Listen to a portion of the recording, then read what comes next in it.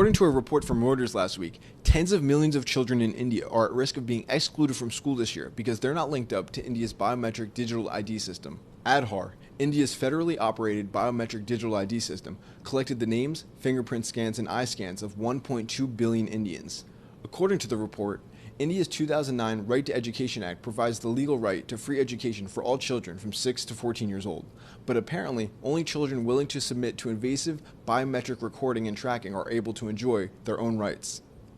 Dipa Sinha, a professor at India's Ambedkar University, told Reuters that requiring the biometric digital ID for public school puts the onus on the citizen and makes it much harder for them to access their own rights. The report referenced an 11-year-old named Shifa, who has been barred from going into the 6th grade because she does not have the Aadhaar biometric digital ID. Her parents made several attempts to get her one, but between the hoops and the behemoth bureaucracy, she fell through the cracks. Now Shifa is simply learning to read and write at home, using the newspaper. Without Aadhaar, we have no other option, her mom said. But Aadhaar is more than just a system that coerces people to submit their personal biometrics to receive their own rights. It's actually a giant social credit system, lauded by political heavyweights and global thought leaders. Not much Western attention has been put on the Aadhaar system, because it's been overshadowed by their geopolitical foe, China, and its social credit system. According to the Huffington Post, which received documents under India's RTI Act, or Right to Information Act, the Indian government has integrated data collected by Aadhaar to establish a 360-degree database that automatically tracks citizens when they move between cities, change jobs, or buy new property. Bill Gates, of all people, explained that the Aadhaar system is a huge asset for India and branded the creator of the system, Nandan Nikalani, a partner of the World Economic Forum, a hero.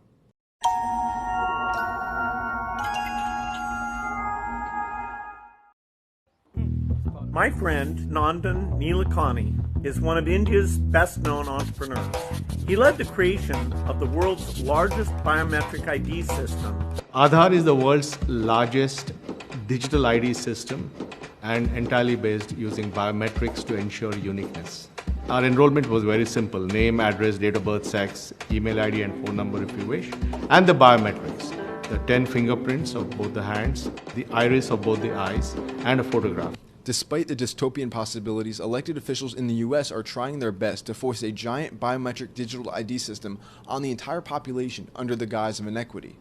Illinois Congressman Bill Foster recently introduced the Improving Digital Identity Act, which calls for the public sector, namely Homeland Security, to work with the private sector to develop a giant digital biometric ID infrastructure for the United States. Congressman Foster explained to a Gates-funded vaccine ID initiative, ID 2020, that collecting private biometric information on all citizens could be leveraged by the private sector to generate profits. That once the government has taken that essential step of taking those biometrics, there would be huge opportunities for the commercial sector to leverage that.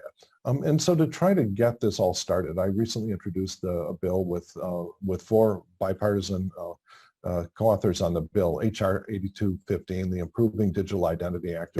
If enacted, this bill would take a number of steps to really prioritize the development of digital ID in this country. Foster is trying to push this bill through under the guise of inequity by explaining that the system will make it easier for unbanked individuals, apparently a new marginalized group, to access financial services, cloaking the invasive ID system in woke language. In a U.S. House Committee on Financial Services hearing in July, Elizabeth Ramirez warned that biometric digital ID programs like Aadhaar are being used as giant surveillance tools, establishing social credit systems. My name is Elizabeth Ramirez. I'm a professor of the practice and founding director of the Notre Dame IBM Technology Ethics Lab at the University of Notre Dame. We must avoid building digital ID systems and infrastructure in a way that would further expand and entrench the surveillance state, as do the national identity systems in India or China. For example, the Aadhaar number in India, and that single identifier is able to track your activity across all facets of your life, from employment to healthcare to school to pretty much everything you do. And so that's another area where you can't retain sort of autonomy over specific domains of your life. And for example, you can't be, you can't separate your personal and professional reputation, and you can't have this kind of contextualized personal identity. And so I think that's also really problematic. But it's this all-encompassing aspect of the system that makes people like Bill Gates so adoring of it. Addressing India's policymakers on their achievements with Aadhaar, Gates explained the usefulness of social credit systems. Over time, all of these transactions will create a footprint. And so when you go in for credit, the ability to access your history, that you've paid your utility bills on time, that you've saved up money for your children's education. All of those things in your digital trail, accessed in an appropriate way, will allow the credit market to properly score the risk. Gates is trying to bring the Aadhaar social credit system he's so fond of to the rest of the world. Gates partnered with the World Bank and launched their ID4D project with the declared purpose of bringing the Aadhaar approach to other countries. To date, the World Bank has invested $1.5 billion into the ID4D initiative, with the official aim of creating identification systems using 21st century solutions. According to their 2021 annual report, ID4D is currently helping 49 national governments establish digital ID systems, or 470 million people.